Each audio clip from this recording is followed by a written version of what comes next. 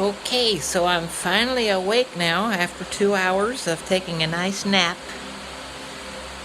A good friend of mine woke me up and noticed that I was barely breathing because I was in this non-ventilated room here.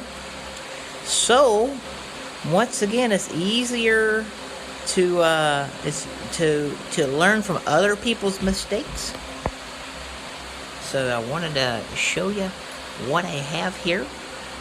You need to always put on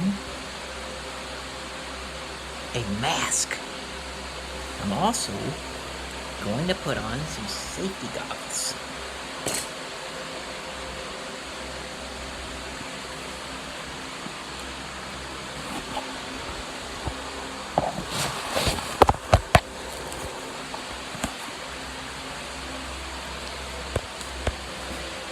Safety goggles.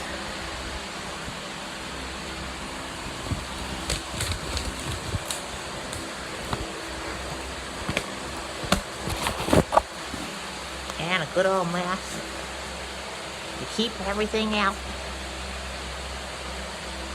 Everything's getting foggy, but at least I can breathe now. Check back with you later.